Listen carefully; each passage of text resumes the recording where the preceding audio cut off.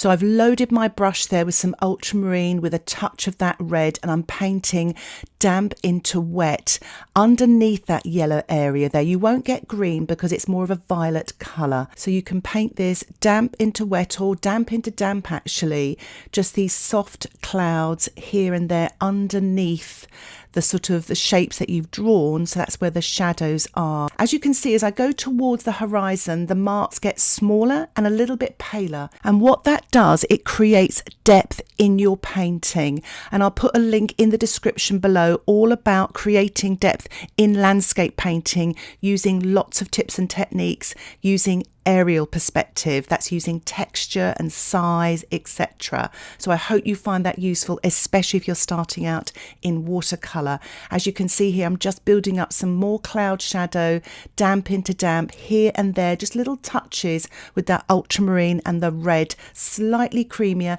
to make it a touch darker. I'm actually mixing up some of the lemon yellow now with a touch of the phthalo green light. You can use Cerulean. It's a really light limey green.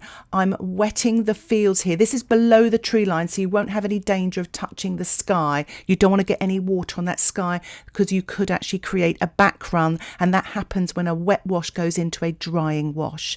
I'm applying the limey green with my size 8 brush, wet into wet, and just sort of on the left hand side and just here and there. What I love about the colours here, obviously it's a winterscape really. I took this around sort of the end of December, so we've got winter here in the UK, but you know, the fields there are some sort of greens there, but there's sort of lots of browns and yellows and earthy sort of browns and yellows. So I'm going to apply now the quinacridone gold, wet into wet, sort of in those gaps there, but what will happen is that will bleed onto the green as well, so you'll get another sort of colour mix on the paper, wet in wet.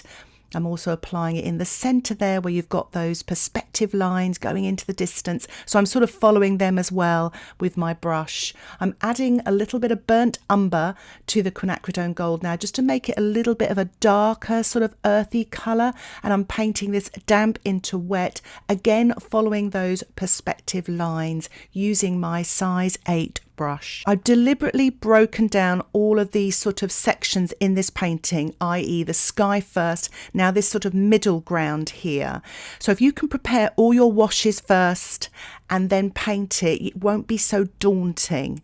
And I usually work wet in wet and then damp into wet and then damp into damp. And when you work damp into damp, you get sort of more sort of definite sort of marks, as you can see there, but they're soft edges still. Wet on dry brush strokes, you get hard edges, which I'll speak about a little bit later. I'm just adding a little bit of phthalo green light, a little bit of viridian here, just to get lots of different sort of greens in here, working damp into damp. So I'm just using the tip of my brush there just to paint slightly darker marks there, working damp into damp. I actually got a pinch of sepia there, but you can still use the burnt umber or even a little bit of ultramarine or Payne's grey to make that sort of green or yellow green a little bit darker. So I'm using my size 8 brush and some quinacridone gold, painting damp into damp here in the foreground. I've added a touch more of the quinacridone gold, so it makes it a little bit more vibrant and slightly darker. And I'm just sort of painting these grasses very, very freely. I'm sort of working up to that sort of soft middle ground edge as well, so don't worry about sort of working into that because that paint is damp. I am painting this thicker wash damp into damp. I've added a touch more of ultramarine and a bit of burnt sienna here, and there's just these dark marks in these foreground grasses here. And I'm painting in some thin grasses. You can use a liner brush, you know, or a small thinner brush, and just paint these grasses damp into damp. So I'm going to use some Brusho, and I'll put a link in the description about a video I made all about Brusho. Will really explain it in depth. If you don't have Brusho, you could use a watercolour pencil and sandpaper and scrape the pencil against the sandpaper and let the pigment fall onto the damp surface. And I'm actually going to use some table salt as well, and this is to create some texture and marks in the foreground there. And what the salt does, it sort of soaks up the paint and creates some light areas. While that's sort of hopefully working. I'm using my plastic card to lift off the paint. The paint is damp. Don't do this when it's too wet. So do practice this as well. It's a really nice technique. But as you can see there, I'm creating lighter grasses by doing this. And I'm sort of just having fun, just working my way, trying to be as random as possible. Now my Brusho didn't do much, so I'm using my Spritzer bottle to activate it a little bit more.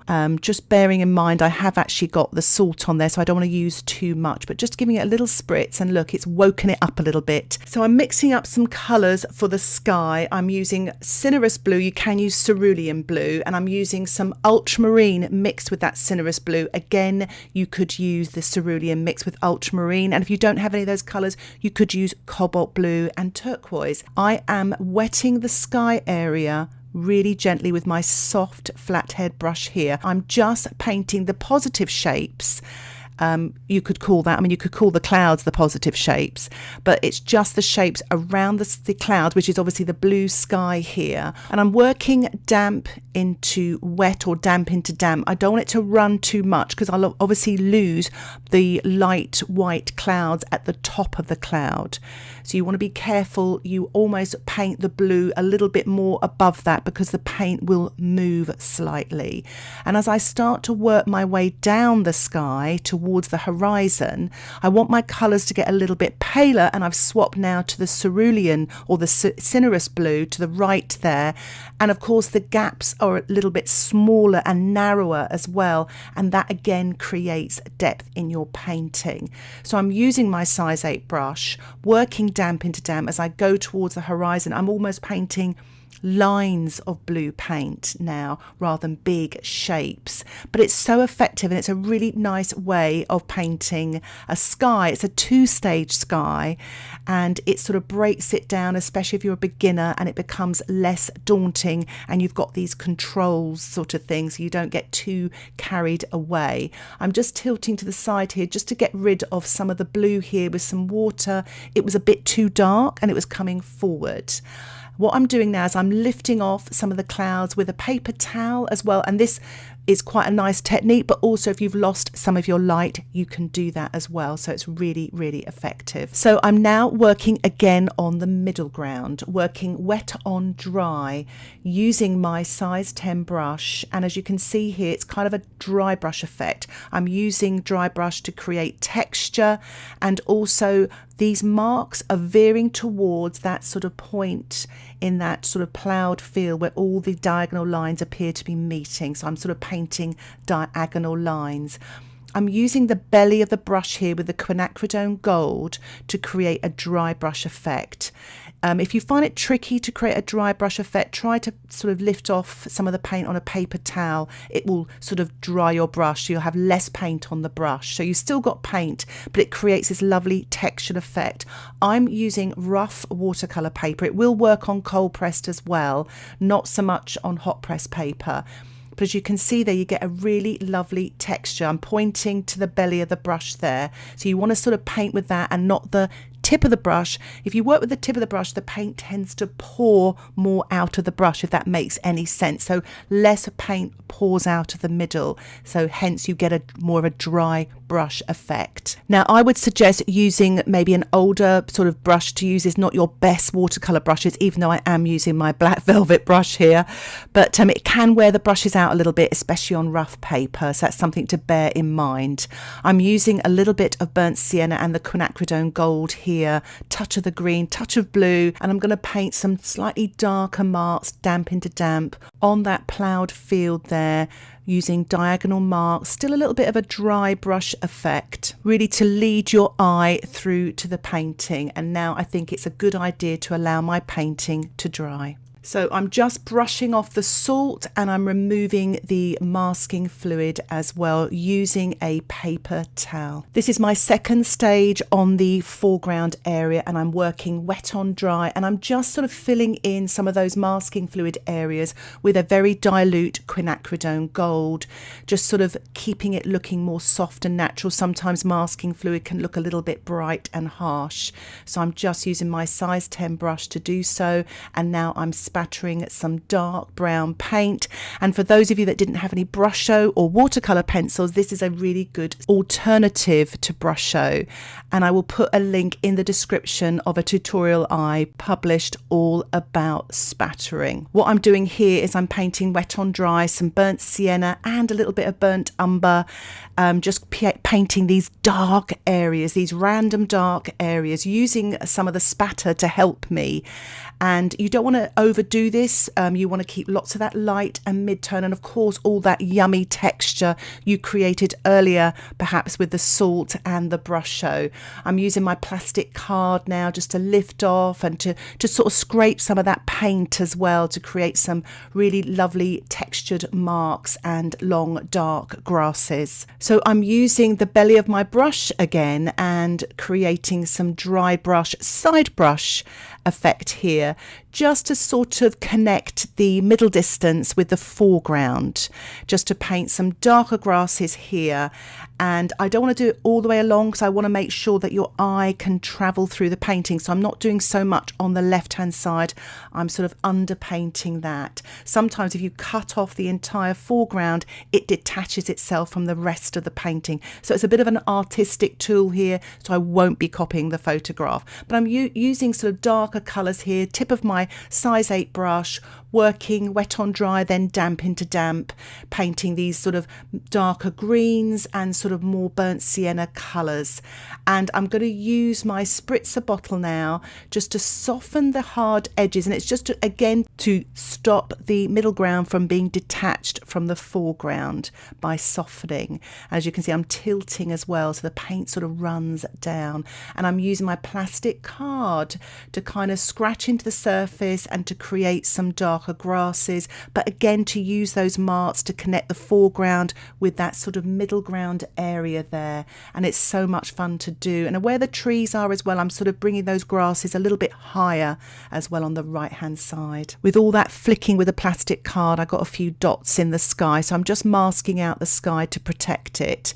I'm sprinkling a little bit of table salt onto the damp surface, again to create more texture, and a touch of black Brusho as well. Again, you can spatter later if you don't have any Brusho. And again, I'm spritzing the Brusho to activate it a little bit more, and it's looking quite effective now. The salt's working. I've decided to spatter a little bit of the lemon yellow paint in the foreground to add a little bit more light and texture. I'm adding a few more darker marks wet on dry with my size 4 brush. It's a burnt sienna and a little bit of ultramarine there, and here is a close-up of those marks and all that yummy texture there in the middle ground. So it's a good idea to allow the painting to dry naturally now, to give the salt a chance to work a little bit more. Once the painting is dry, brush off all of the salt with a paper towel. Some of these pencil lines were bothering me, so I'm just rubbing them off with an eraser here just to get rid of them, and it really does actually really make a difference. They were sort of busy, but they were very helpful in guiding me, especially painting those dark shadows on the clouds first of all. So I'm going to paint the distance now just around that house that I actually reserved earlier with the masking fluid. I'm using some of the red and blue here with my size 8 brush, working wet on dry. I've also picked up a little bit of a yellow green here with the brown. I want these colours to be quite neutral, not too bright. If they're bright, they'll come forward and it'll flatten your painting. To create the depth, you want them a little bit more neutral. So I'm just working my way along the horizon here using the tip of my brush. You can paint straight over those houses, remember, because they've been masked out, so it makes it a lot easier. But if you don't have masking fluid, you might want to carefully just paint around them with the dark paint. And I've actually mixed up a darker, creamier paint here, ultramarine and burnt sienna, right on the top of the horizon there, working damp into damp all the way around the house. You want it to be really dark around the house so it really pops that house out. So I'm exaggerating it a little bit, and I'm working my way along the horizon now, using the paper towel to take the excess paint off as well, and using the sort of belly of the brush to create a little bit of a textured effect here for these distant trees. It's mainly the Quin Gold with a tiny touch of ultramarine, and I've painted damp into damp the ultramarine and the burnt sienna right at the bottom there, so you've got that sort of dark mark, and it really separates that sort of middle ground, or where the middle ground goes off into the distance there. You've got the dark against the light. Again, using the belly of the brush here with these trees here to the right hand side, these distant trees, using the quinacridone gold with a tiny touch of ultramarine, creating a little bit of texture there. But this is the palest area, working wet on dry. And now again, using a lot more ultramarine with the quinacridone gold. You can even add a bit of burnt sienna in here as well, working damp into damp. And I used a little bit of lunar black there, working damp into damp as well, to paint some of the darker marks for the tree trunks. I'm using the plastic card to lift off, but also to scratch into the surface of the paper to create some darks and details. Remember, this can be permanent if you scratch into your watercolour paper using the plastic card technique, so do have a little practice beforehand. And I'm applying really thick creamy paint here just on the horizon line to create some darks here. It really works, it separates these trees from that field there, working my way along with the tip of the brush with some of this dark paint here, using a little bit of the lunar black, slightly watered down now with the quinacridone gold, working on these fields here to the right hand side. I don't want to draw attention to them too much because obviously I've got the trees there, but I just want to create some information here, so I'm just working a little bit more loosely with less detail, lighter tones, just to create some depth in the painting. Just painting a few more darks here in this sort of cluster of trees here, using my size 4 brush.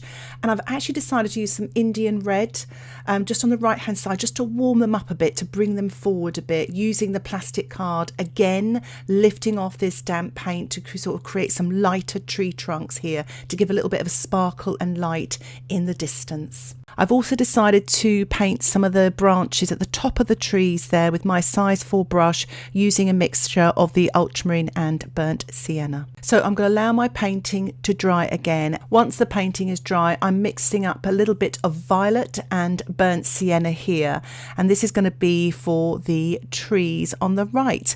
I've decided to turn the painting sideways. Sometimes I find it tricky to paint trees the right way up when they're quite long, so this way I find it a little bit easier sideways. I can access them better, and also you could even turn your painting upside down if you wanted to. So I'm painting the tree trunks wet on dry. Remember, the masking fluid is still there.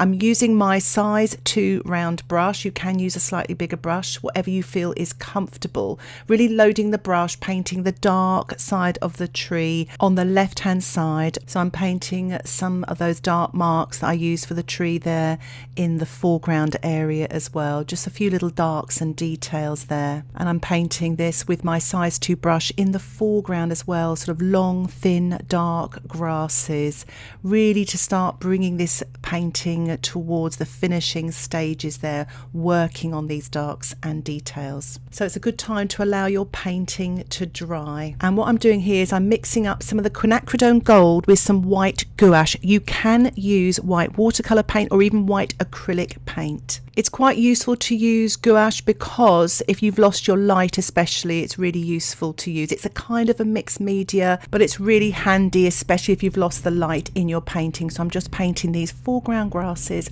wet on dry. As you saw there, I spattered as well. I love spattering just to create some light and texture. Almost looks like wildflowers as well in those grasses. I've got those dots in the sky still, so I've decided to actually paint some birds using my size 2 brush with a mixture of the ultramarine with a tiny touch of that red. I'm basically painting a V shape with the dot in the middle, and it's quite effective because the dots are quite random and the birds look quite random as well. I've tried to vary the sizes as well, making them a little bit smaller as they go off into the distance. So it's a good idea now to allow your painting to dry again. What I'm doing is I'm removing all of the masking fluid now on the trees and in the sort of ploughed field middle ground area there, using my paper towel. As you can see, see, I also removed the washi tape as well. I've got a little bleed at the top, but not to worry, but it gives me a good time to assess to see how much more I need to do to finish off my painting, and I find the white border really helps me with this. So I'm going to really concentrate on darks and details. So I'm painting the rooftop of the house here using my size 2 brush with a mixture of ultramarine and burnt sienna. I'm painting a little bit of dark in front of the house as well, and it's just to push it back a little bit to separate it from this middle ground field. What I'm going to do now is I'm going to soften some of the hard edges created by the masking fluid just to push it back a little bit. I'm not using any paint, I'm just using a clean, damp, flat, synthetic 1/2 inch brush, and it just sort of maneuvers the dried watercolour paint. So I'm just using the paint like a palette almost. I'm just painting a little bit of dark under the canopy of the rooftop here in this distant house. It is tiny, so don't worry. It's a mixture of ultramarine with a touch of burnt sienna to finish this painting. For those of you that would like to learn more about watercolour painting, get access to ad-free content and exclusive tutorials with access to downloadable outline sketches, why not think about joining my Patreon membership? Details about that can be found in the top right hand corner of the screen or in the description below. Thank you so much for watching. Happy painting. Bye for now.